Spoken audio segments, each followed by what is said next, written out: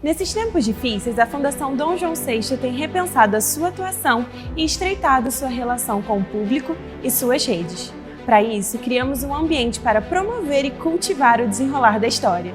Confira aqui na TV Zoom o Espaço Fundação.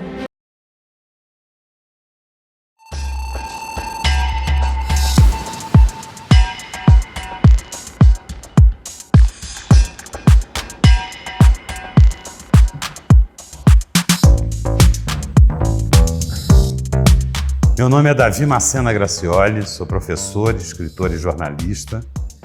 Os meus laços com Friburgo são totais de afeto e de gratidão, e sou cidadão friburguense. Eu nasci em Cataguases, zona da Mata Mineira. Meu pai é de Cataguases, era de Cataguases, minha mãe de São Paulo, de Sorocaba. Meu pai era do Banco do Brasil e veio transferido para o Banco do Brasil de Nova Friburgo. Era uma agência que estava começando aqui na esquina da Marques Braga. Eu sou o terceiro filho de 6 filhos que os meus pais tiveram. Eu sou o único que não nasceu em Friburgo. Meus pais foram passar um carnaval de 1961. Em Cataguases teve uma enchente do Rio Pomba e não conseguiu sair de lá e eu nasci em Cataguases, né? Mas vim pequeno para cá, vim de trem. E a minha relação com Friburgo é uma relação profunda, de alma mesmo, né? Assim, porque eu sempre digo isso, eu sou cidadão friburguense e eu parafraseei Drummond quando eu recebi o título de cidadão, aqui nessa mesma casa onde está a Fundação Dom João VI, que era a Câmara Municipal, né? E eu disse que, parafraseando Drummond, Cataguases é apenas um retrato na parede e dói muito pouco, porque a minha formação foi toda em Friburgo, né? Então, o meu laço com Friburgo é esse, é um laço afetivo, profundo, de pele, de carne, né? Eu sou um apaixonado por Friburgo, sempre fui, de muita gratidão. Assim, a gente tinha um hábito, meu pai tinha um hábito, de no verão as férias eram muito longas, né? A gente terminava os estudos no início de dezembro e só retomava em março. Então a gente ia para Cataguases, os irmãos todos, meu pai alugava uma Kombi, não existia ainda uma estrada com qualidade, e era uma aventura ir para Cataguases e passávamos lá. Meu pai voltava para trabalhar e minha mãe ficava lá. E tinha um hábito muito engraçado, né, que agora recente a gente lembrou, o meu pai alugava esse apartamento, né? Quando a gente ia nas férias, tanto de dezembro quanto nas férias de julho, o nosso apartamento aqui era alugado por temporada, né? E tem 2 episódios muito marcantes. Elza Soares alugou esse apartamento do meu pai por uns 15 dias em 1962, durante a concentração da seleção brasileira aqui em Friburgo. A seleção se concentrou no Hotel Sanssouci e a Elza não pôde ficar lá, porque ela não era bem-vinda, né? Por conta do romance dela com Garrincha. E ela então alugou esse apartamento e ficou nesse apartamento. E anos depois eu reencontrei a Elza Soares e ela confirmou essa passagem por Friburgo na preparação da Copa de 62. E um outro episódio, em 64, meu pai alugou o apartamento para Grande Otelo e Josefina Helene passarem um carnaval aqui em Friburgo. Mas nós tivemos que voltar às pressas, porque ele tomou uma manguaça danada, dormiu na banheira do apartamento com a água aberta.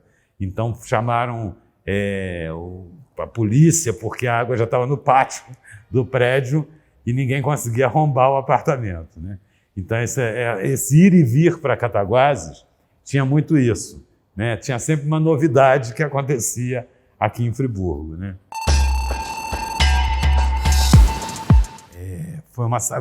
Eu tenho uma história que eu preciso contar antes, que é assim. Eu comecei muito cedo na arte, né? Nessa coisa do palco, né? Eu comecei com 8, 9 anos, numa escola que tinha aqui, onde é o Vilisal Center, o Externato São José, e a professora, tudo que tinha. Dia das Mães, chama o Davi que ele vai declamar. Dia dos Pais, o Davi canta. Natal, bota o Davi vestido de anjo. O Davi era tudo.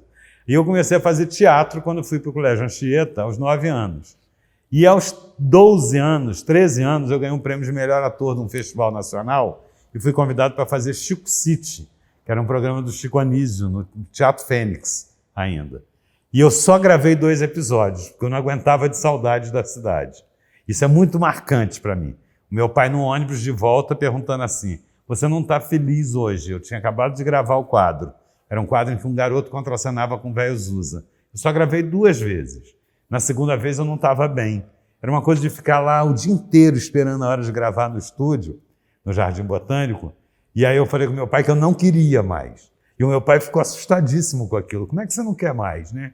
Uma oportunidade dessa. Eu não quero porque eu fico muito tempo longe de Friburgo.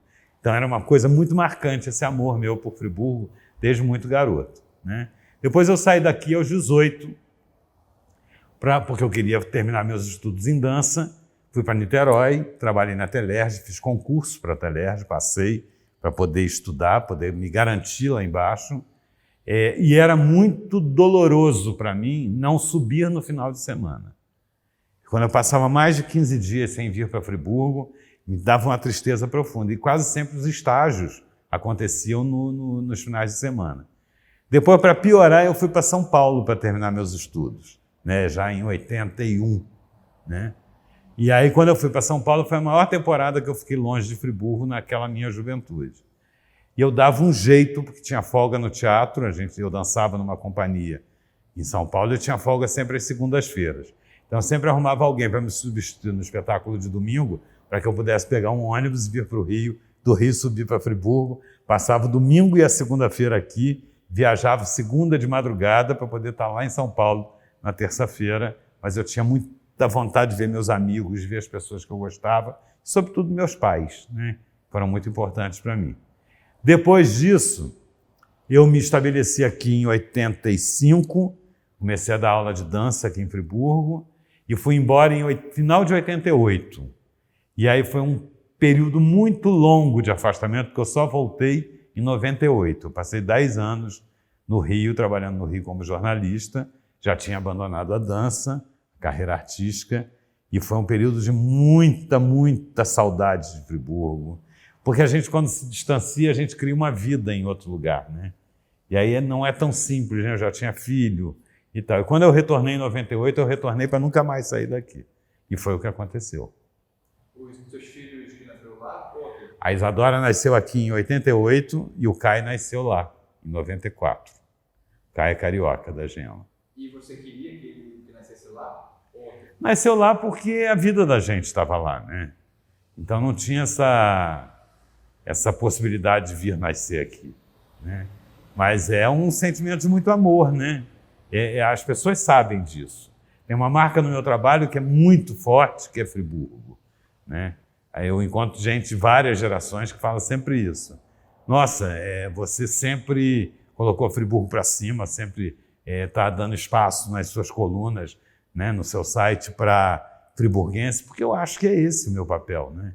Eu acho que é uma forma da gente resgatar a autoestima. A gente passa por momentos tão difíceis na cidade, passamos por momentos difíceis demais, como a tragédia de 2011, e acho que o caminho para a gente se salvar, para a gente respirar, para a gente reconstruir a cidade, é autoestima, é amor pela cidade, né? Que eu acho que está faltando mesmo, né? Sempre faltou, sempre foi uma reclamação muito grande, né? A gente está numa casa do patrimônio, que é a Fundação Dom João VI. E eu vejo gente de uma geração acima da minha que fica cobrando um posicionamento do poder público e da Fundação em relação ao patrimônio de Friburgo, mas aí eu pergunto para elas assim, e quando destruíram tal imóvel, onde você estava?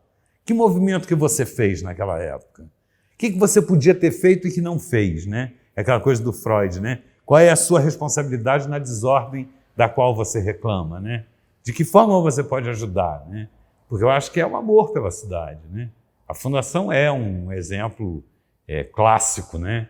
Quando ela se ergue, se transforma em fundação, faz essa passagem do Pró-Memória para a Fundação, é por amor, é um grupo de abnegados que queriam que se fortalecesse e que nunca mais ninguém destruísse essa memória, né? Então, eu acho que isso é amor, né? Nova Friburgo, a minha casa. A minha casa. Minha casa é o meu canto. Eu acho que com essa pandemia da Covid-19, a gente se habituou mais a ficar em casa, né? Eu sempre tive uma casa muito confortável, trabalhei muito para ter essa casa, né, eu e minha mulher, e eu só pude curtir essa casa exatamente por conta do home office, né? Então, hoje o lugar que eu mais amo é a minha casa, o lugar que eu mais amo é lá, porque é de lá que eu posso fazer as minhas declarações de amor para a cidade, né? Agora, um canto de Friburgo, que você queria saber, acho que são vários lugares que são emblemáticos na minha vida. Eu comecei a minha formação artística, assim, consciente, no Colégio Anchieta. Fico muito sentido que no momento em que eu estou gravando esse depoimento, por exemplo, o TACA, que já foi o grupo de teatro amador e estudantil mais antigo e mais longevo do Brasil, não tenha mais suas funções, não esteja mais atuando e atendendo ao público de alunos. Mas eu sou fundador do grupo fundou o grupo TACA, né, em 74. Então, o Anchieta é um lugar que, assim, cada canto do Anchieta me remete a um momento da minha vida. Todos eles muito importantes, né? O Country Club foi onde eu comecei a minha formação em dança. Existia a escola de danças clássicas dentro do Country Club, da Regina Wilkes. E foi graças a uma bolsa de estudos que eu tive acesso e pude, né? Então eu frequentava o Country Club diariamente. Diariamente eu passava por aquela Alameda dos Bambus com a minha bolsa, com a minha sapatilha e fazia aula diariamente ali, né? O country é um lugar para mim que tem essa grande importância, né? No mais, a Praça Getúlio Vargas, indiscutivelmente, eu guardo memórias incríveis da praça. Essa praça ainda era de terra, né? E a brincadeira que a gente mais gostava era quando caía um peãozinho dos eucaliptos, a gente ficava jogando peão. Então, todas as crianças, todas as famílias vinham à praça exatamente para isso no domingo de manhã, né? A Praça Dermeval era chamada de Praça Dom João VI. Ela era muito bonita. Quando fizeram a primeira reforma, ela perdeu completamente a graça, né? Mas eu acho que tem ruas de Friburgo que são muito emblemáticas, assim, que me remetem a momentos da minha vida muito interessantes. A Rua Fernando Bisotto, onde eu fui criado dos anos 70 até sair de Friburgo em 78, 79. A Rua Fernando Bisotto tinha casarões maravilhosos, mini palacetes, famílias incríveis que moravam ali, fábrica de bebida, hotel, que depois foi hotel, mas antes era uma casa de saúde, né? O Sesc, o primeiro Sesc foi na Rua Fernando Bisotto, onde eu comecei a estudar teatro, em 71. Então, assim, a Rua Fernando Bisotto é muito forte, mas, na verdade, eu morei durante muitos anos, esse apartamento que meu pai alugava, eu já te contei essa história, ficava nos fundos do edifício Cristo Rei, que fica em frente ao Senai. E era um apartamento de fundos, e o meu quarto, o quarto que eu dividia com os meus irmãos, fazia parede, assim, muito próximo, assim, 3, 4 metros de distância, do fundo da tela do Cinema São José, que é da onde eu acho que vem a minha paixão por cinema, por dramaturgia, por teledramaturgia. Então eu dormi até os 9 anos de idade. Toda noite a gente apagava a luz para dormir e a gente ouvia os diálogos dos filmes, como se fosse dentro do quarto da gente, né? As músicas de Candelabro Italiano,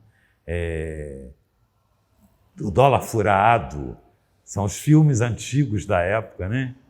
E aquela rua ali era a rua que a gente passava, a José Eugênio Milha, para pegar Dante Laginestre e vir para o colégio aqui na esquina, que é onde hoje é o Vilisal, né? Então, esse trecho é muito forte para mim.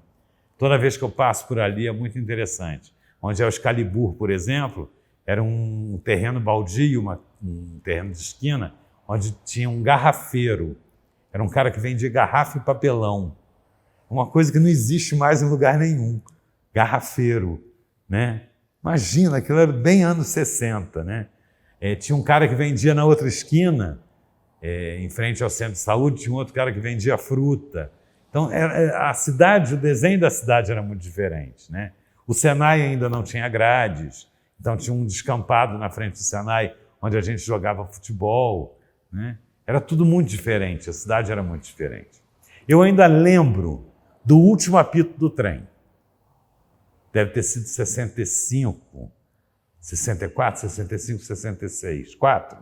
Eu me lembro da última vez, porque eu lembro dessa fala da minha mãe em casa, porque como a gente morava ali e fazia fundos para a Galeria São José, quando passou pelo Alberto Braune apitando, a minha mãe falou, é o último apito do trem.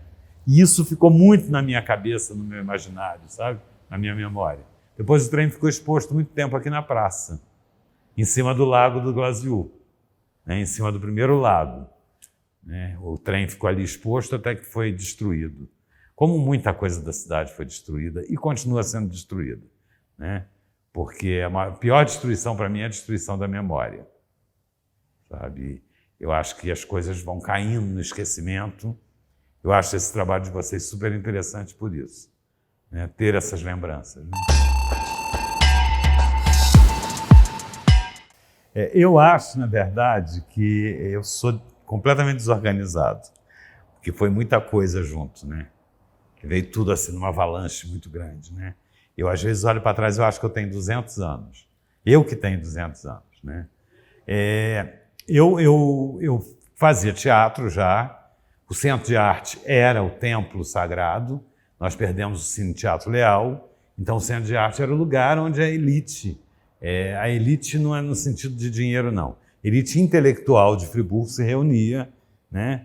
E onde nasciam os projetos, as propostas, os convites para participar de peças. Friburgo tinha 11 grupos de teatro, né? Então a gente tinha um movimento teatral muito rico. Os festivais de teatro borbulhavam naqueles anos 70, início dos anos 70, e todo festival de teatro que a gente ia, quando alguém perguntava assim, de onde vocês são? De Friburgo. Porque Friburgo levava todos os prêmios de todos os festivais de teatro do Brasil. Né? E Friburgo chamou muita atenção, né, dos grandes centros. Então desembarcou no Brasil, naquele início dos anos 70, um cara chamado Hector Grillo, discípulo de Mathieu, um mímico, trabalhava com pantomima e mímica, e veio aqui para Friburgo e deu um curso no Centro de Arte. Eu devia ter uns 12 anos de idade, 13, e eu fui, então, fazer aula de mímica e pantomima com Hector Grillo. Eu fiquei encantado com aquilo, soube que logo em seguida um outro cara, um alemão de dança expressionista chamado Rolf Schelewski, também vinha para Friburgo. Você vê a importância que Friburgo tinha. E aí também fiz um curso com Rolf Schelewski de dança expressionista. Tudo isso ajudava na sua formação enquanto ator. Mas eu queria muito mais, porque aí rolou a coisa do despertar, né?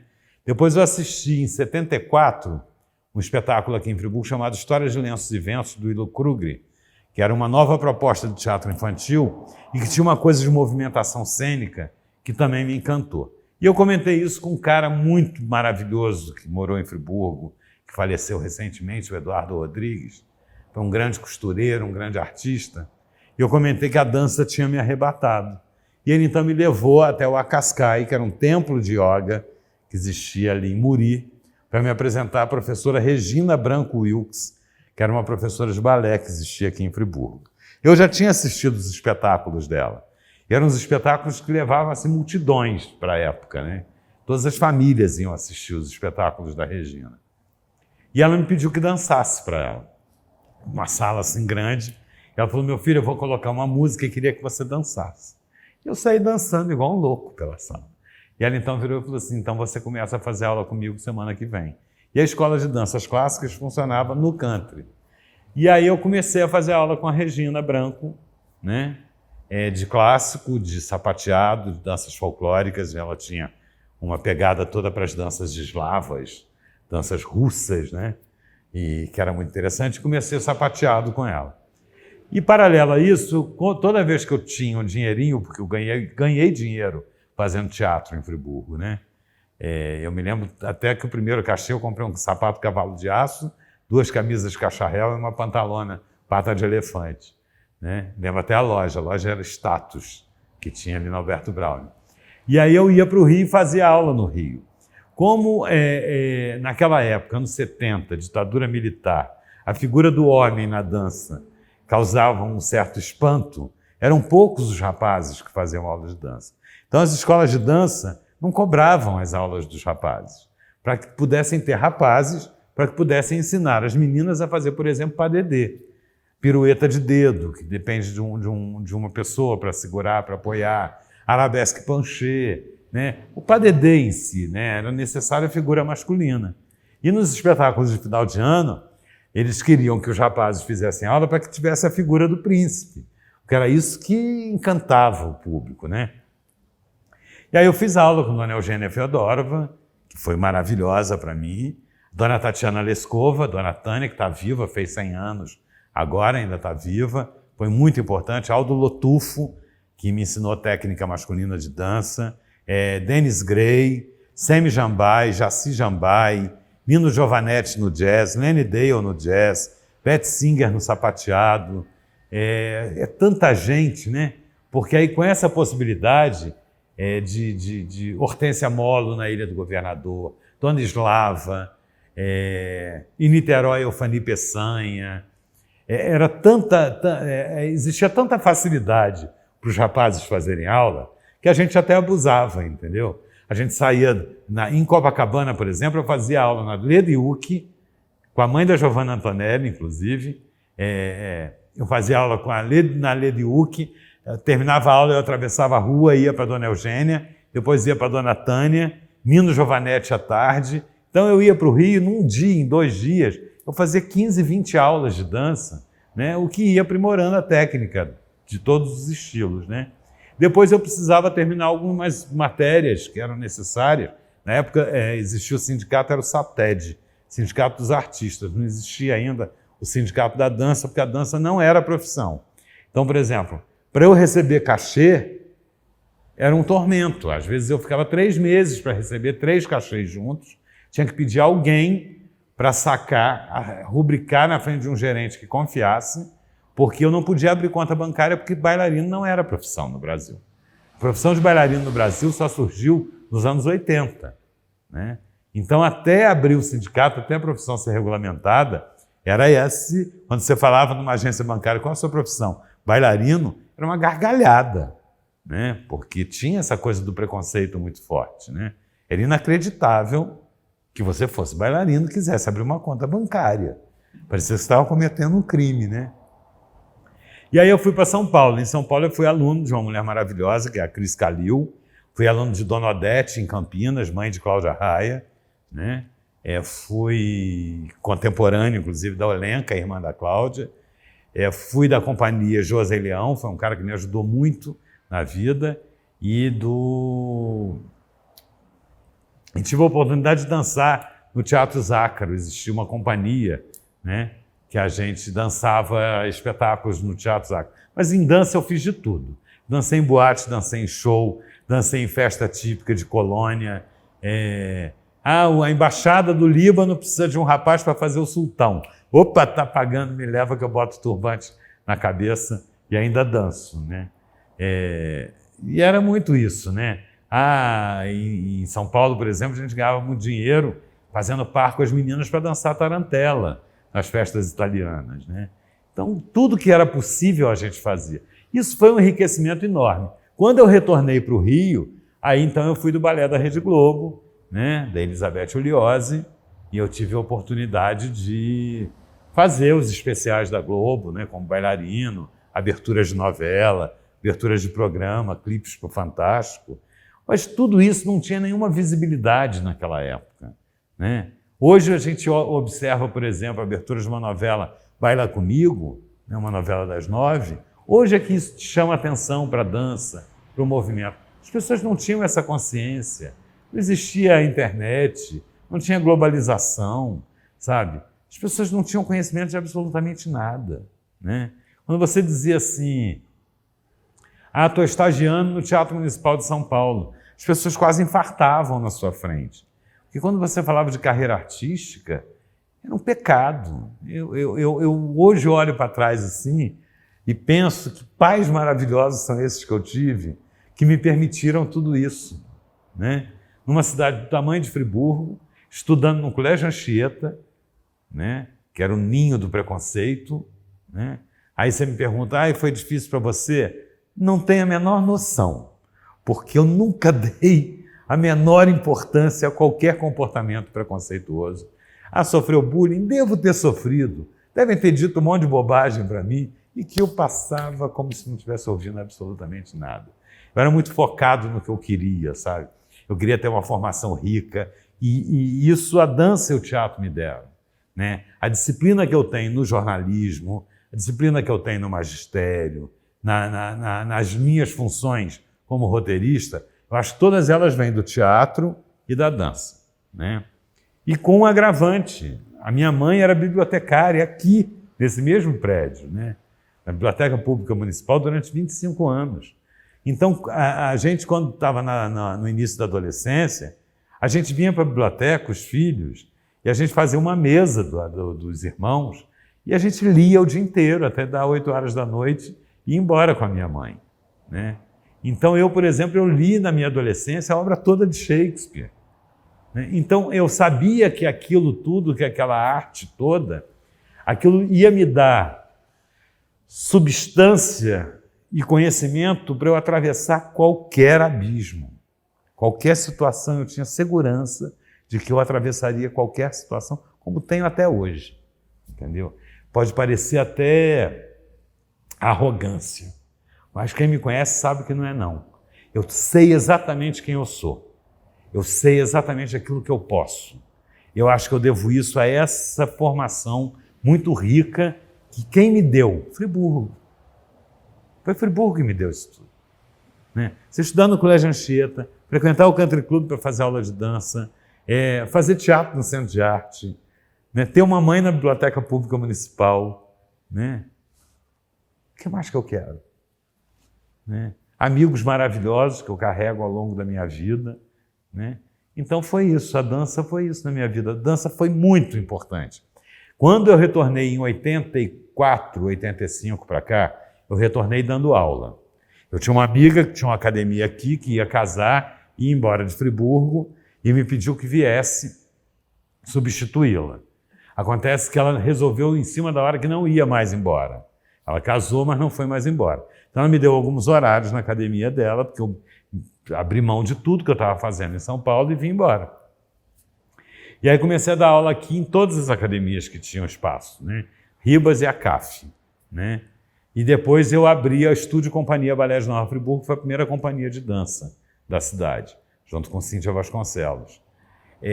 Depois eu tive meu espaço próprio, que foi o Davi Macena, Dança e Companhia. Nesses anos que eu trabalhei com a docência de dança, eu formei uma geração inteira de professores. A Bibiana de Sá, a Geraldine Marquis, a Monara Costa, né? O Wellington Vieira, foram todos meus alunos, né? Eles aqui na década de 90, então retornaram para Friburgo, depois de terminarem suas formações acadêmicas, e tocaram a dança, né? Então é assim, Regina Branco, Davi Macena e Fátima Zarif, e depois vem essa nova geração toda, foi toda Adriana Xavier, Ana Paula Rocha, todas foram minhas alunas, né? Fernanda Batista, e eu tenho um orgulho tremendo disso, né? Mas a dança e a arte, o teatro e a dança, eu acho que se esgotam num determinado momento da minha vida, porque eu já estava no jornalismo desde 77, 78, entendeu? Então chega um momento que não dá para fazer tudo isso mais, né? E aí em 86 eu gravo uma novela das 9, Selva de Pedra, né? E aquilo foi um estrondo na minha vida, porque imagina um professor de dança do interior ganha um personagem no núcleo principal de uma novela das 9, o cunhado do Tony Ramos, né? Minha academia de 200 alunos passou a ter 600 alunos, né? E aumentou ainda mais a necessidade de que o Davi estivesse lá, porque as crianças, as meninas queriam aula com o Davi da novela das 9, né? E foi muito complicado, porque eu tinha que descer para gravar, e era uma loucura isso.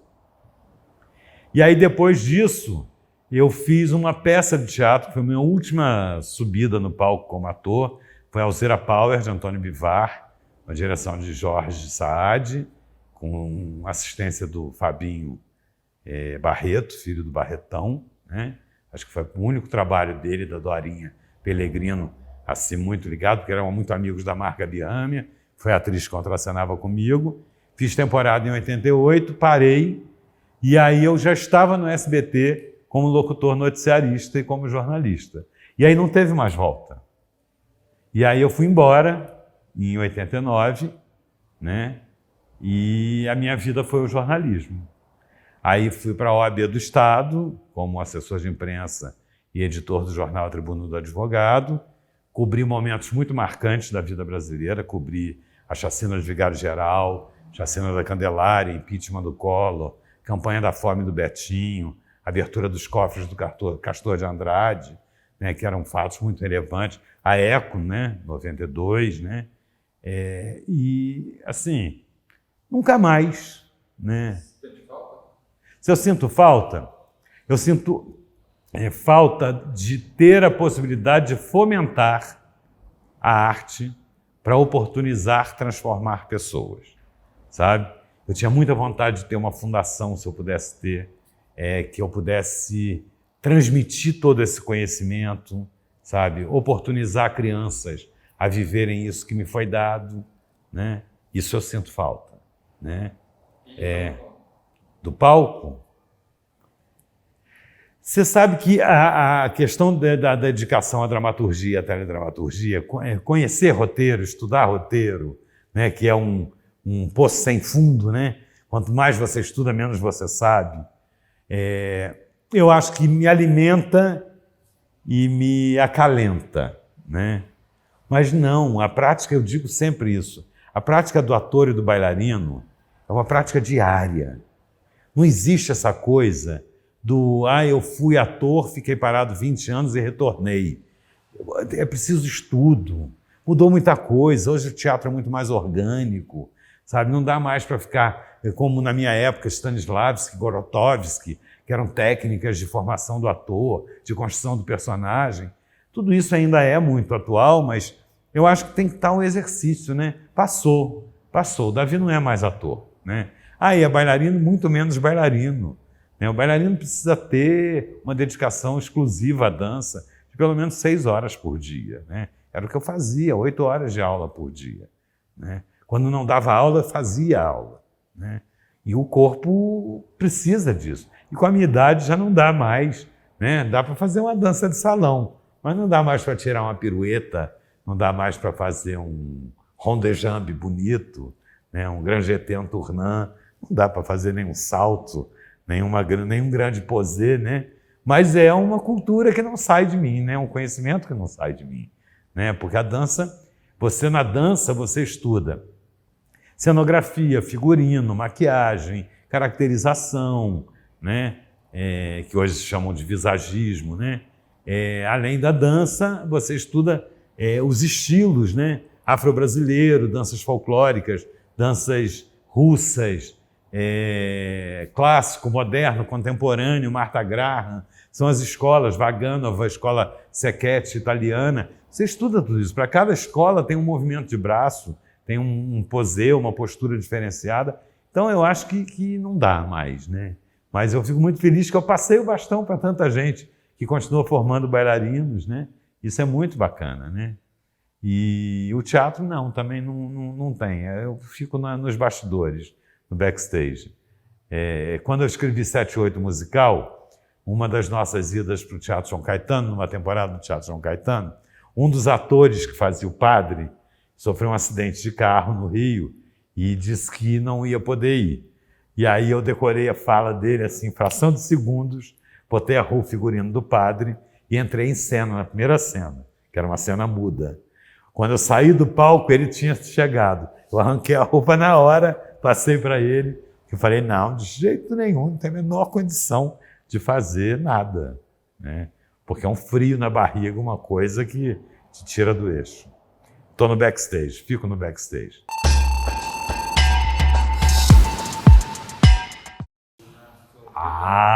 O carnaval é uma loucura. O carnaval é uma loucura. A primeira lembrança que eu tenho do carnaval foi um bloco de sujo, que eu achava sensacional. Eu vim com o amigo do meu pai, Pipi, Joaquim Marques, faleceu agora, recente, não deve ter 2 meses. Foi um homem muito importante na minha vida, assim, porque foi o afeto, né? Foi o paizão, né? Pipi foi um paizão para mim na infância. O Pipi me levou ali na Galeria União, ao lado do bar da Galeria, onde acontecia o ápice do Carnaval de Rua de Friburgo. Eu me lembro que eu vi os Mexicanos, que era um bloco de rapazes que tinha aqui em Friburgo, vi os blocos de sujo, fiquei encantado com as fantasias, ganhei uma espirradeira, né, de água e fui para casa. À noite, tinha o desfile das escolas e dos ranchos. Ranchos, blocos e escolas. Eram mínimas, eram pequenas. Ainda tinha uma corda, não era arquibancada. E tinha uma corda assim, dividindo Alberto Browne, sabe? Isso é nos anos 60. E eu me lembro de ter assistido pela primeira vez ali, sentado no meio-fio. Eu assisti e fiquei encantado com o Eduardo Rodrigues, que depois me levou para a dança. O mesmo cara que me levou para a dança nos anos 70, foi o cara que me provocou um maravilhamento vendo ele sambar no Alberto Browne, sabe? Aquela coisa, aquela movimentação dos corpos, aquilo me deixou encantado e assustado ao mesmo tempo, eu me lembro. Depois, nos anos 70, já em 72, 73, eu assisti um desfile e, de novo, eu vi o Eduardo Rodrigues já com uma roupa de luxo, desfilando também, e fiquei encantado, embasbacado com aquilo. E eu me lembro que eu falei com minha mãe assim, eu queria muito ser amigo dele. E minha mãe falou assim, um dia você vai ser amigo dele. Né? Depois eu assisti a Unidos da Saudade virar o Carnaval de Friburgo em 74, se não me engano, com as 4 estações do ano, que era um enredo incrível sobre Friburgo, e tinha uma comissão de frente muito parecida com o movimento hippie da primeira abertura do programa Fantástico. Uma coisa assim meio mambembe. Aquilo me deixou maravilhado, fiquei louco com aquilo. Uma coisa meio hippie, meio power, sabe? Assim, é sensacional aquilo. Aí no ano seguinte eu já saí da escola de samba.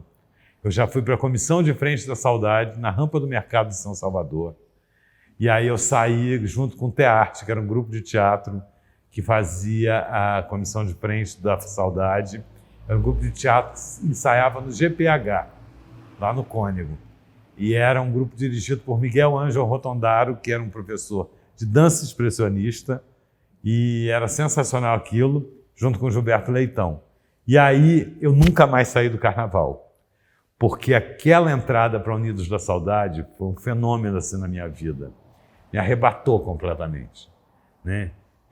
Porque tem essa coisa da arte, da alegria, da carnavalização da arte, né? Pegar uma história e carnavalizar.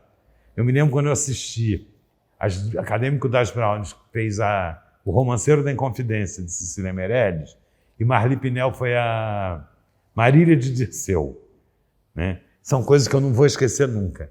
A Village, quando fez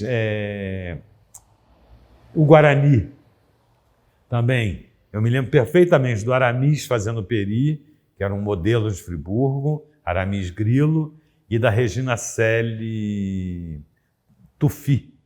A Regina Tufi, que fez a Ceci, né? Então são coisas assim das escolas de samba e do carnaval que são muito vivas na minha cabeça, muito. O movimento nas ruas, a forma como os blocos desfilavam, os personagens emblemáticos, Cláudio Lamblé. Tinha uma moça loura que trabalhava na Galeria Universal, que vinha na frente do bloco com estandarte, mas ela era o desânimo em pessoa, entendeu? Ninguém sabia quanto ela estava recebendo para estar ali com aquela cara desanimada, né? Um cara que se vestia de mulher e vinha em frente ao rancho Flor do Sertão, mas com o peito de fora todo peludo e com uma saia de porta-bandeira. Personagens assim muito incríveis que o Carnaval traz. O Carnaval é uma coisa muito grandiosa, né? O Carnaval tem uma mítica muito fantástica, né? Você transformar uma história em enredo e carnavalizar esses personagens, né? E aí eu me apaixonei pelo Carnaval. Saí em comissão de frente da Portela, no ano da Clara Guerreira, acho que no primeiro ano do Sambódromo, 84, se não me engano. Eu saí na comissão de frente da Portela, saí com Miguel Falabella em Vitis Vinífera, na Império da Tijuca, já saí em outras escolas de Friburgo, fui o maestro Carlos Gomes no enredo da Imperatriz de Laria, já saí na Alunos do Samba, saí muito na Alunos do Samba, saí muito no Raio do Luar, saí na Village de Feiticeiro, saí muito nas Brownies, saí muito na Saudade, já fui pai de santo na Saudade, no Carro do Morro. Eu adoro isso, adoro. Mas eu comecei a estudar porque eu achava que ali por trás daquilo tudo tinha muita história que precisava ser desvendada. E eu passei 4 anos, o Fernando sempre falava isso comigo. Você é louco, isso não tem fim, porque não tem fim. Você começa a pesquisar o carnaval e não tem fim, porque o carnaval é a carnavalização da vida humana. Né? Você pega um monte de coisas que são emblemáticas.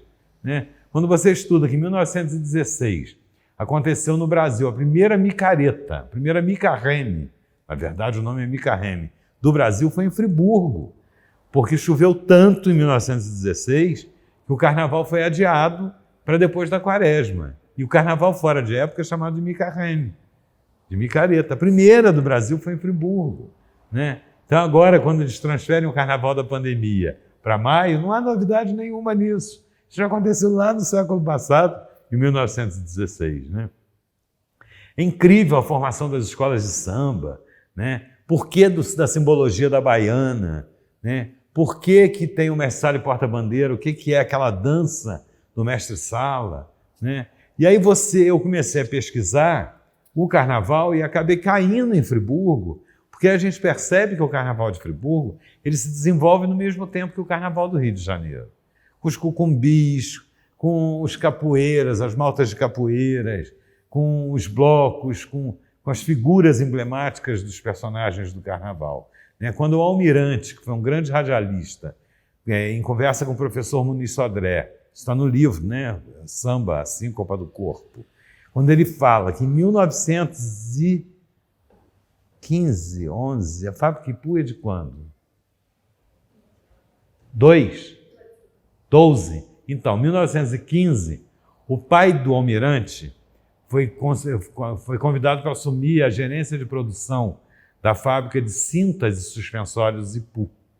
E ele se transfere para Friburgo.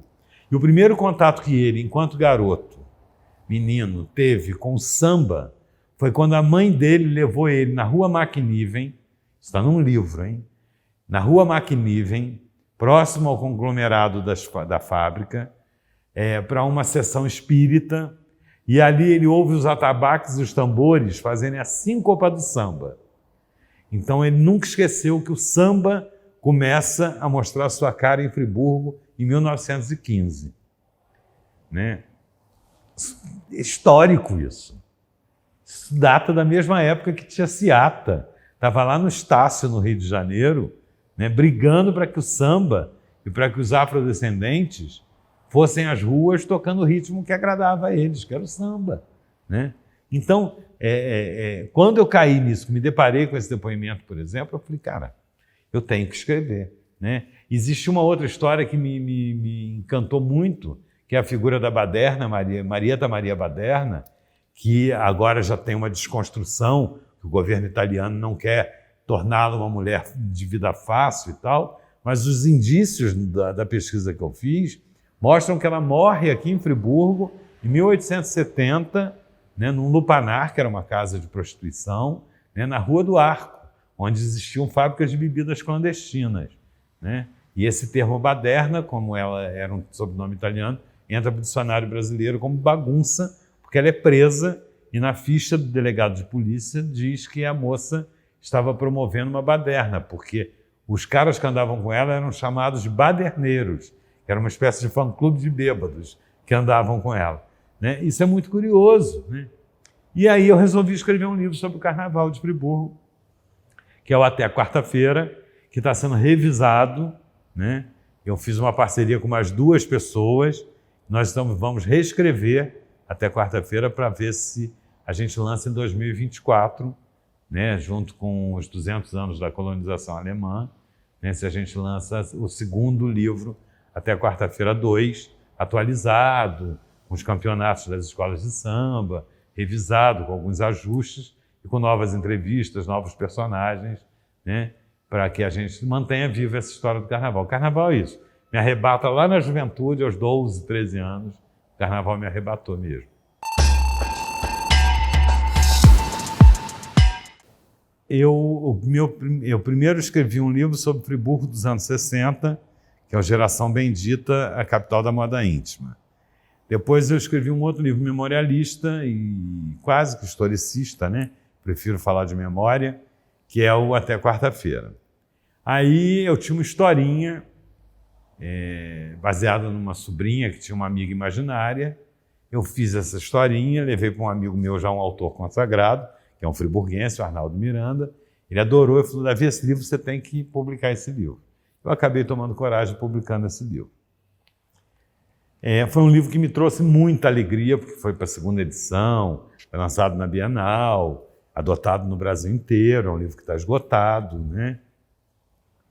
E que tocava num assunto que é o bullying, que era muito forte para mim também, né? Porque, por mais que o bullying não tenha me atingido, me cortado as pernas, eu imagino que uma pessoa que não tivesse a preparação que eu tive, a base e a estrutura familiar que eu tive, deve sofrer profundamente com bullying, né? E aí eu adorei a experiência, mas eu não queria a literatura infanto-juvenil, eu queria outro caminho. Aí eu escrevi Zeca Ventania, que também foi um sucesso, até hoje é adotado por escolas, né? Que também eu pretendo fazer uma segunda edição dele. E depois um trabalho que me tomou muito tempo foi Zuzu, que foi o último livro que eu lancei, que é um cordel, uma fábula cordelizada sobre a história de Zuzu Angel, né? E que teve uma visibilidade muito maior porque calhou de ser o ano passado, ainda estamos vivendo o centenário de Zuzu Angel. Então é um livro que vai ser lançado na Itália, com uma tradução italiana. Outros países se interessaram pelo livro Zuzu. Mas essa coisa do infanto-juvenil, e tem um outro livro adulto, que é O Homem que Comia Macumba, que só está nas plataformas digitais, que é um livro escrito a 4 mãos com Débora Simões, né? Eu gosto, e estou com um livro rafiado, assim, desenhado, sobre a pandemia da gripe espanhola, né? Ele se passa naquela época, em 1918, né? Mas eu ainda não consegui finalizar. Meu problema todo é tempo. Eu queria ter tempo para finalizar todos esses projetos. Inclusive, o que eu falei com Vanessa, de querer escrever sobre a vida social do country club nos anos 70, 80 e 90. Foi um boom, né? De elegância e de glamour em Friburgo. A literatura infanto-juvenil acabou que eu fiquei conhecido como um autor infanto-juvenil, né? Agora mesmo eu estou terminando um trabalho que são 3 livros infantis, que é para uma empresa, uma concessionária grande de água do Brasil, que me encomendou 3 histórias curtas para a faixa etária de 8 anos, de até 8.000 caracteres. Então são historinhas curtas, mas que fossem sequenciais, né? Sobre preservação da natureza, sobre água, sobre meio ambiente. Eu acabei caindo para esse lado, né? Assim, quando eu tento não ser... Eu tenho um livro que eu finalizei, que eu preciso revisar, porque eu queria ver se eu não surtei. Eu comecei escrevendo para criança e ele tomou um caminho outro, né? Que não é para criança mais, né? Então, eu preciso ir lá pegar, tirar aquilo tudo que... Mas, ao mesmo tempo, tem um colega meu, o Marcelino Freire, que diz: não mexe, não. Vai ter sempre uma criança mais inteligente que vai entender. Para de achar que criança pequena é criança burra. Criança não é burra. Não existe criança que não consiga entender as coisas. As crianças entendem tudo. Os adultos é que são burros, porque com o longo dos anos eles emburrecem, né? Mas as crianças não são, né? Então eu adoro escrever para criança. A sensação que eu tenho, na verdade, é que não sou eu que escrevo, né? Eu sempre falo isso. Há um diamond, sabe? Tem um cara que sopra e aquilo vem porque vem, falando uma língua que não é a minha língua, sabe? Tendo um cuidado com as palavras que talvez eu não tenha, sabe? Porque a minha prática de escrita muito maior é o jornalismo, né? Que é factual, que é direto, que tem código linguístico, né? quando você vai escrever para criança, é uma escrita muito pura, né? Precisa ser pura. Não precisa ser burra, ela precisa ser pura, né? Sim é sim para a criança, né? Não é não. Amor é amor. Tem essa coisa da linguagem adulta que, mas pode significar. Não pode, para a criança significa aquilo, sabe? Porque é prazeroso, né?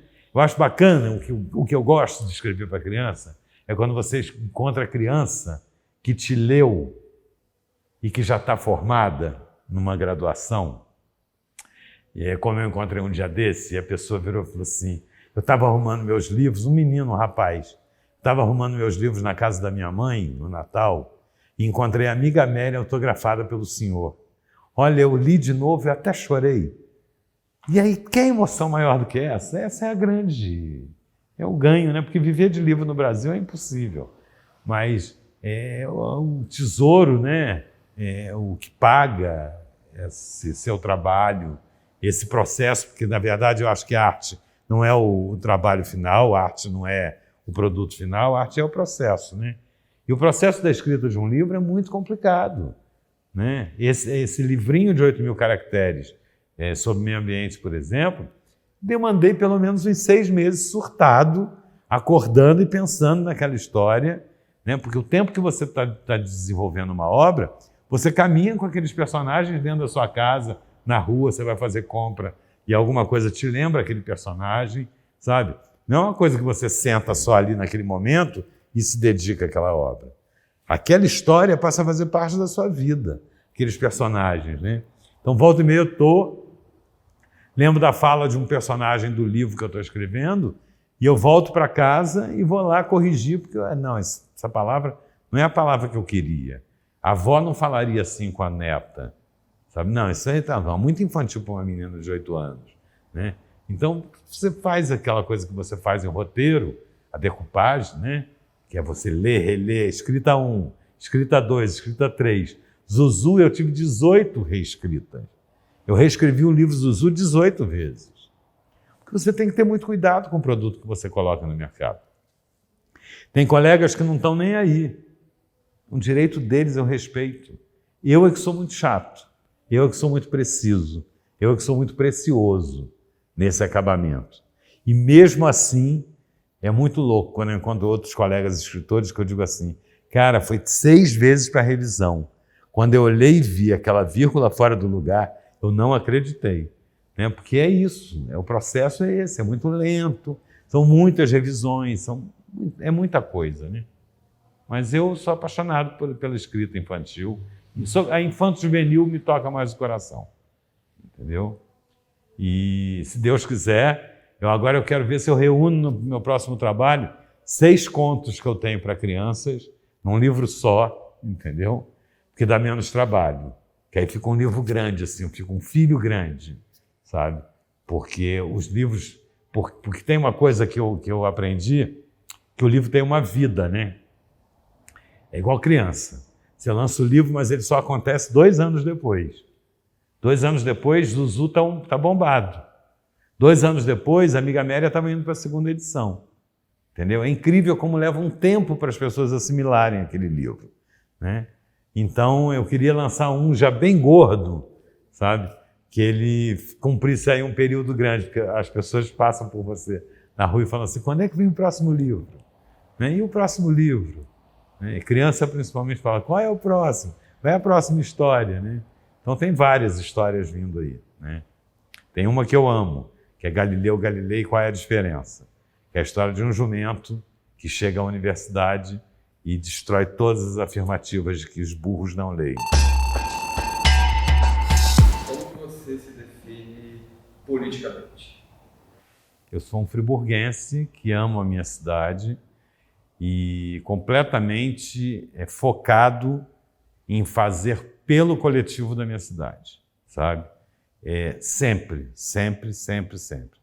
E aí, talvez isso responda por que eu fui secretário de 7 prefeitos diferentes nessa cidade. Secretário ou diretor de alguma coisa, né? Eu comecei trabalhando fazendo eventos na época do Alencar Pires Barroso. Depois eu tive uma passagem rápida no primeiro governo do Paulo Azevedo. Depois retornei a Friburgo em 98 no governo Paulo Azevedo. Depois trabalhei com Heródoto, trabalhei com Dermeval, trabalhei com Serginho, trabalhei com Rogério Cabral e trabalhei com Renato Bravo. Na verdade, trabalhei 8 vezes, em 8 governos diferentes, né? E nunca desfoquei, eu sempre tive o meu foco em cumprir o meu papel, a minha missão, né? Para quem me paga, que é a população, né? Para o povo, para a maioria, que é o coletivo. Eu acho que o homem público ele não pode ter projeto pessoal, sabe?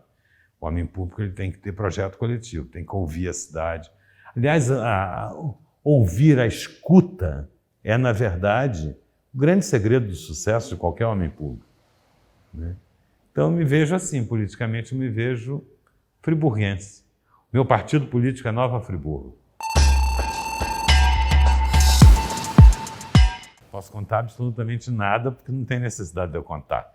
Eu só acho que há uma herança do brasileiro de uma forma geral.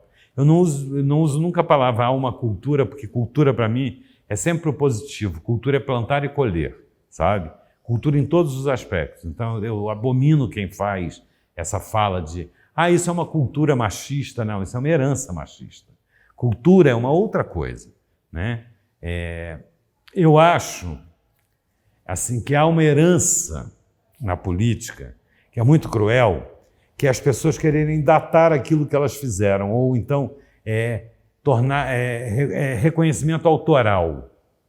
Eu acho que quando você por exemplo, você está na área da cultura, quando você é secretário de cultura, não existe projeto meu. Existe um projeto que a minha equipe solidificou e brigou para colocar, para acontecer, né? Então aquilo não é do Davi, não foi o Davi, por exemplo, que tombou os imóveis de Friburgo.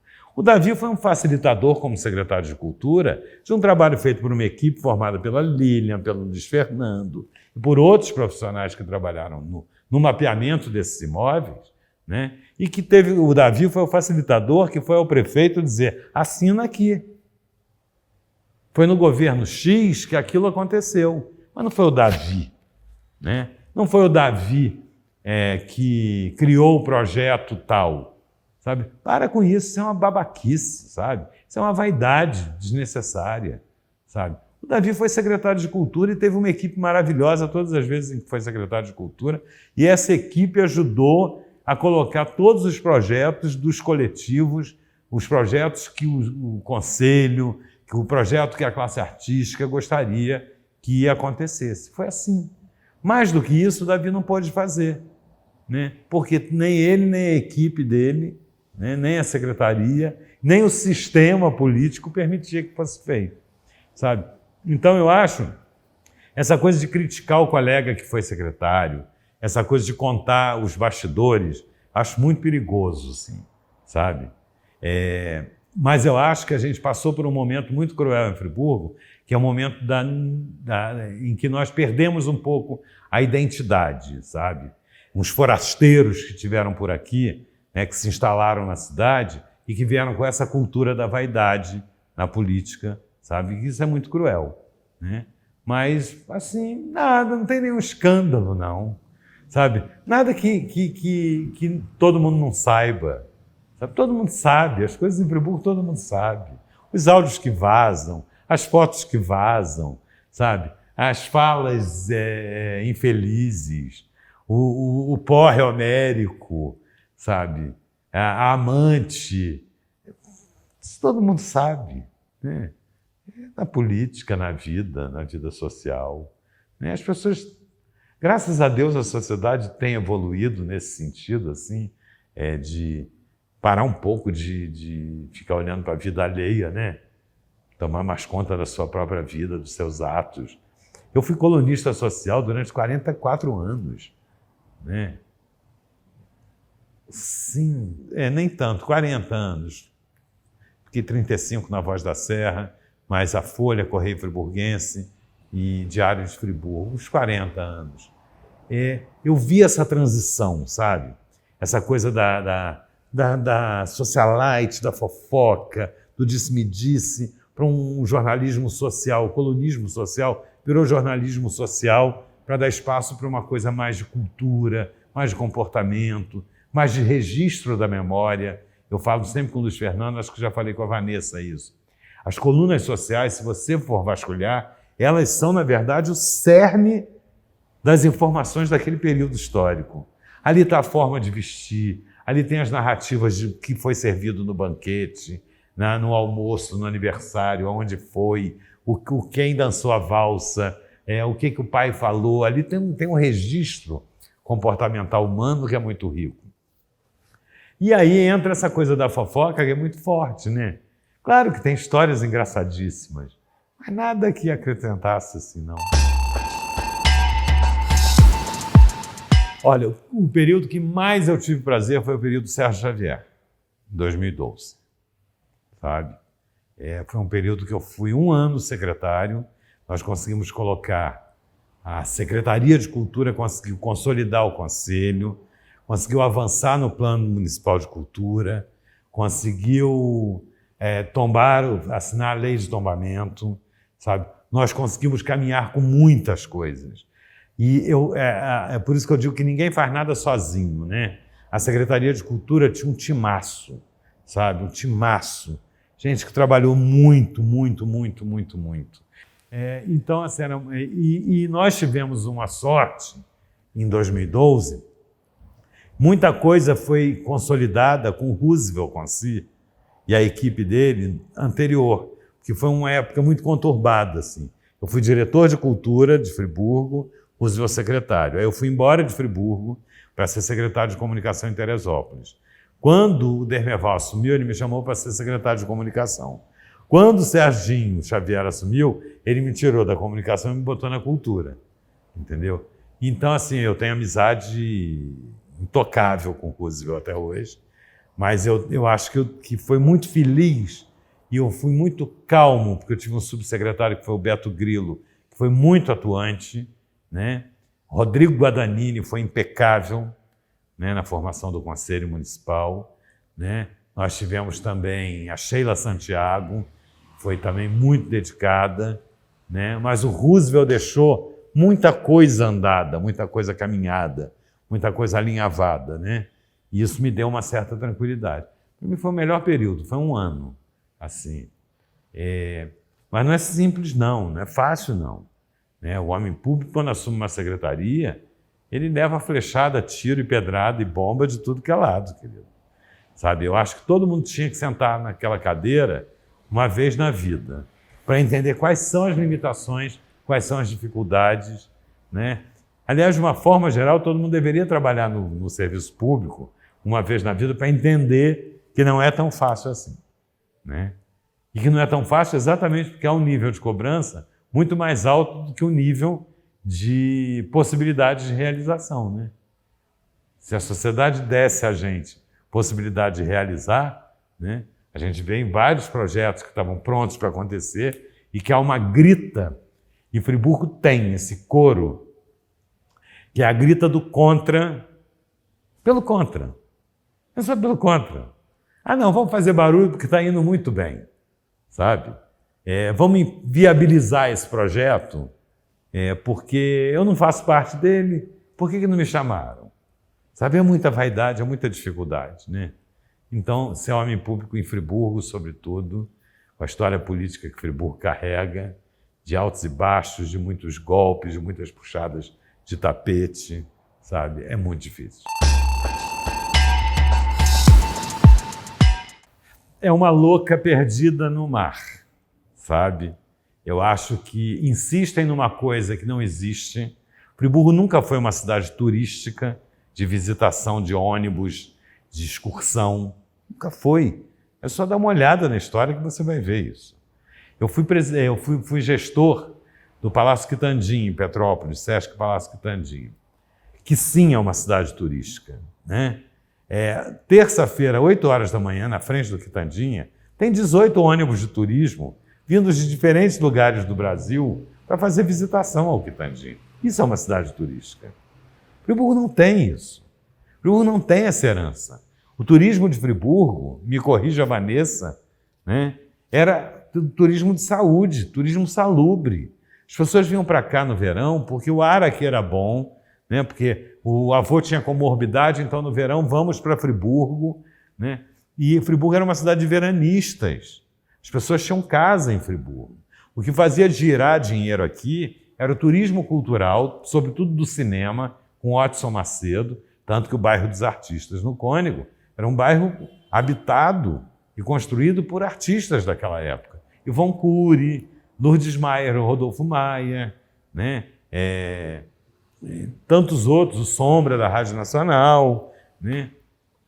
Havia essa coisa do artista. Tinha um hotel em frente à estação, à prefeitura, da tia do Odson Macedo, que era do cinema, e onde ficavam hospedados os artistas do cinema brasileiro. Grande Otelo, Ivon Cury, José Legói. E as pessoas vinham exatamente porque existia essa coisa de uma cidade linda, olha, o filme tal foi filmado no hotel em Friburgo, vamos a Friburgo, viajar a Friburgo, porque o ar é puro, o hotel, as praças, era isso, né? Então eu acho que insiste, o que Friburgo tem de muito rico é a sua cultura, né? É preciso transformar isso em produto, né? É uma cidade completamente perdida, uma louca desarvorada, todo mundo dá pitaco, um quer que ela seja a capital da moda íntima, outra quer que ela seja a capital do montanhismo, outra quer que ela seja a capital da truta. Para com isso. Friburgo é a capital dela mesma, uma cidade linda, cheia de atributos naturais. Ah, não, mas a gente pode fazer turismo rural. Já tem turismo rural em Friburgo. É tão rural que a gente nem vê esse turista, porque está na zona rural, né? É muito isso. Quem vai para Lumiar e São Pedro não vem ao centro de Friburgo, né? Friburgo tem gastronomia, tem um mega circuito gastronômico maravilhoso. Precisa melhorar atendimento, tem um atendimento péssimo. Sempre teve uma carência em atendimento. Aqui as pessoas têm vergonha de trabalhar no comércio. Aqui as pessoas têm vergonha de ser parte do serviço. É uma pena isso. No Rio de Janeiro, o garçom ganha dinheiro, mora bem, tem 3 carros, entendeu? Aqui as pessoas têm vergonha. É uma bobagem isso. Então, Friburgo eu não estou sendo negativista, não, sabe? Mas eu acho isso, eu acho que Friburgo tem tudo para dar certo. Tem que parar a torcida do contra, o coro do contra é que tem que parar. Quando a gente pensa na Praça Getúlio Vargas, que é um patrimônio, todo mundo sabe que é um patrimônio, sabe? Mas as pessoas insistem em perguntar coisas que já foram respondidas. Cortaram as árvores errado. Vai ficar nessa novela a vida inteira. Elas não vão rebrotar porque foram cortadas errado. Culpem aqueles que cortaram errado as árvores. Agora, permitam que a praça possa ser recuperada. Permitam que a praça tenha um projeto de escavação para mostrar a importância. Por que essa praça é tombada? É tombada exatamente porque tem um projeto paisagístico e arquitetônico que está encoberto. Por isso que ela é tombada, né? Então a gente precisa justificar. Parem com o coro do contra, sabe? Quando construíram o MAC em Niterói, foi uma gritaria. O MAC vai estar fazendo 25 anos, o Museu de Arte Contemporânea. Tinha um grupo da antiga que achava o fim da picada Jorge Roberto Silveira, pegar aquele lugar ali perto da Praia da Boa Viagem, né? Para fazer aqui uma obra do disco voador do Niemeyer. O que seria de Niterói hoje sem um Museu de Arte Contemporânea? Então hoje as pessoas gritam contra uma biblioteca Machado de Assis, que eu vejo do mesmo jeito que viam em Niterói o MAC, entendeu? As coisas precisam caminhar. Não é porque vai construir uma biblioteca Machado de Assis internacional, modernosa, linda, com uma fundação por trás, que o Centro de Arte não vai ser reaberto, que a Fundação Dom João VI não possa funcionar, né? Que o Teatro Municipal não possa ser reformado, que o Tiro de Guerra possa ir para um outro lugar e ali a gente põe a oficina Escola de Artes, porque aí a gente faz tudo ali ligado à arte e à cultura, não é? Parem com essa coisa, né? Ah, não, porque vai construir uma biblioteca internacional, mas não vai reformar o Centro de Arte, uma coisa não tem nada a ver com a outra. Construíram o MAC em Niterói e o Teatro Leopoldo Frois foi recuperado. É assim que uma cidade cresce, é assim que uma cidade funciona, sabe? Ficam discutindo coisas desnecessárias, sabe? É o contra do contra. Enquanto isso, o patrimônio que eles tanto prezam, ninguém foi ser sócio do clube de xadrez. Agora ninguém quer que aquilo caia. Mas por que há 10 anos não foram comprar título no clube de xadrez para salvar o clube de xadrez? Não é? Ah, não, porque o prédio da frente vai ficar só a carcaça, a fachada. Está ótimo, está maravilhoso. Porque ali existia uma dívida monstruosa que as pessoas tinham que pagar, não tem jeito, gente. Né? As pessoas acham que o patrimônio é público, aquilo é particular. Né? Então, eu acho que o Friburgo precisa encontrar caminhos. Eu acho, e tive a oportunidade de comentar isso com uma pessoa do governo, acho que a gente precisava que a Fundação Dom João VI trabalhasse muito com a educação patrimonial em Friburgo, sabe? Mas não é um trabalho de porta fechada, é um trabalho de portas abertas, sabe? Um trabalho que as pessoas pudessem ter noção da importância de uma placa de bronze num monumento, sabe? Que as pessoas pudessem dar importância a um paralelepípedo que saiu porque o caminhão passou e que puseram no meio-fio. Tem que voltar com o mesmo cuidado, como se fosse uma estátua, né, de bronze, sabe? Eu acho para ter mais paixão por essa cidade, mais amor pelas coisas da cidade, sabe? É preciso ter uma educação patrimonial. As pessoas precisam entender o propósito das coisas, sabe? Eu vejo as pessoas ainda perguntando onde estão as estátuas das 4 estações. Quem roubou as estátuas das 4 estações? Como se fosse possível alguém pegar essas 4 estátuas, colocar num carro, num táxi, num Uber e ir embora com as 4 estátuas, entendeu? Então, é uma desinformação geral, né? E eu acho que isso ajuda a complicar as coisas. Porque, aliás, na verdade, eu acho que em Friburgo a comunicação sempre foi muito deficiente.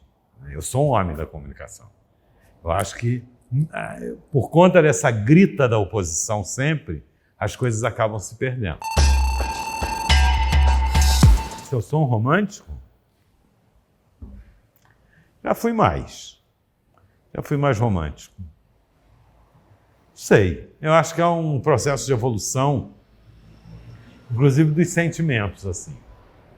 Eu sou um saudosista, isso eu sou, sabe? Mas eu sou um saudosista que não culpa as pessoas. Eu entendo perfeitamente que carnaval bom é quando a gente tem 18 anos. Então esse discurso de, no meu tempo o carnaval era muito melhor, isso é babaquice, né? No meu tempo a cidade era mais bonita, é outra bobagem, sabe? Eu acho que as cidades, elas são o espelho da sociedade e elas vão se desenvolvendo baseadas exatamente no que pensam os cidadãos. Agora, romântico, já fui muito romântico, muito, de um romantismo, mas não. Faz tempo que eu não choro por alguém. Assim, eu sou mais saudosista mesmo. Meu pai era um homem frio, bancário, né, do tempo dele, né, não posso descontextualizar, nunca me impediu de fazer absolutamente nada, né? Mas assim, quando ele foi dançar pela primeira vez, eu ouvia ele roncar, né? Nunca foi um homem que fosse encantado com o que eu fazia, né? Talvez eu não fosse. Ele me deu muita força na juventude para que eu cansasse daquilo e seguisse um outro caminho. Mas assim, não foi um pai vibrante, mas foi um pai muito incentivador, nunca me proibiu de absolutamente nada, e que a gente fez um ajuste disso exatamente na maturidade, né? Quando minha mãe morre muito cedo, minha mãe morreu com 59 anos, né? E meu pai ficou viúvo 15 anos, né? E nesses 15 anos, eu fui um filho que me aproximei muito dele, né? E aí fui descobrir uma série de coisas, né? Porque tudo tem uma resposta, para tudo tem uma resposta. Meu avô era maestro em Minas, meu pai sonhava em ser músico, e meu avô, que tinha um conservatório, nunca permitiu que ele aprendesse música, porque ele não queria que o filho fosse músico. E havia uma frustração muito grande do meu pai, em relação a isso. Talvez isso justifique ele nunca ter me impedido de fazer absolutamente nada, mas ao mesmo tempo nunca foi tão próximo assim, né? E a minha mãe não. A minha mãe era artista, minha mãe lia 5 livros por semana. A minha mãe conhecia literatura brasileira como poucas pessoas conhecem literatura brasileira, né? A minha mãe era uma pessoa que vibrava, o olho brilhava, tudo que eu fazia era maravilhoso, tudo que os filhos faziam era maravilhoso, né? Então eu acho que por isso, assim, a minha mãe foi muito forte, muito, muito forte, né? Volta e meia eu me pego bebendo traços dela para os personagens de coisas que eu escrevo, exatamente porque ela é muito forte em mim, sabe? Muito forte em mim. Mas eu nunca tive problema em relação a impedimentos, não, sabe? Nunca tive, não. O que ela puder, o que ela precisar, né? Eu estou sempre a postos. Como eu disse lá na questão política, eu estou sempre disponível para a cidade, sabe? Eu nunca estou disponível para homem público, não. Nem para partido político, eu estou disponível para a cidade, sabe? Se me chamarem para um projeto numa instituição privada ou pública, eu vou. Se for para o bem de Friburgo, eu vou. Se valer a pena, eu vou. Se for para engrandecer alguma área, algum setor de Friburgo, eu vou. Eu me sinto muito pouco aproveitado pela cidade, entendeu? Por exemplo, eu faço algumas críticas. Eu vejo gente falando de moda em Friburgo que não conhece nada da moda de Friburgo. Friburgo tem uma história de moda muito forte, né? O Eduardo Rodrigues foi agulha de ouro Bangu nos anos 70. Isso é o maior prêmio, a maior honraria que um estilista brasileiro recebia naquela época. Gerson Cal, que foi o estilista das Misses nos concursos de Miss Brasil, um dos mais emblemáticos costureiros, o nome dele figura entre Denner, Clodovil, Guilherme Guimarães, era um friburguense, né? A primeira calcinha higiênica produzida no Brasil, que hoje é o absorvente íntimo feminino, foi produzida aqui. Então, eu acho que eu sou pouco aproveitado nesse aspecto. Eu acho que existem muitas coisas de Friburgo, né, que poderiam ser enriquecidas e trabalhadas, né? E eu adoraria poder contribuir em vários setores de Friburgo. Seja na moda, seja na cultura, seja na arte, seja na memória, seja na teledramaturgia, na dramaturgia, no jornalismo, sabe? Eu acho isso, eu acho que eu sou pouco aproveitado. E sou muito aproveitado fora daqui, né? Então eu sempre peso isso, sobretudo quando eu estou na estrada, né? Porque eu digo, eu não precisava estar indo para o Rio trabalhar, né? Eu não precisava estar indo a Minas dar uma consultoria. Podia estar fazendo isso pela minha cidade, né? Mas Friburgo tem algumas questões que a gente tenta entender, mas não consegue.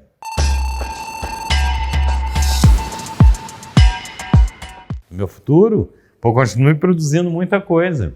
Tem muito livro para sair, tem esse romance da gripe espanhola que eu quero colocar no papel. Eu estou com 2 textos de teatro já engajados já para montagem. Um é uma peça em 2 atos chamada Putz, Nada Será Como Antes, que é sobre a pandemia, né? É uma comédia. E estou com um texto pronto já para captação, que vai entrar na Lei Rouanet agora em fevereiro, que é O Homem da Montanha, que é um musical sobre Benito de Paula, né? Já está registrado, já está entrando para a Lei Rouanet para poder captar, para a gente poder começar a montagem. Com certeza a direção de Bernardo Dugin, né? E mais uma série de outros projetos que estão alinhavados, né? Estou tentando aí um patrocínio para alguns projetos de memória, né? Que eu vou precisar, inclusive, da fundação, né? Mas é isso. Estou com 60 anos, beirando 61, mas eu não percebo essa idade. Assim, eu me sinto com os 30, querendo produzir muito mais, querendo fazer muito mais, cabeça não para, né? E é isso. Acho que o futuro é agora, sabe? O futuro é hoje. A gente já está no futuro. Cada passo que a gente dá já é futuro. né? Então, por isso que a gente tem que ter muita consciência, muito cuidado com tudo que a gente faz, né?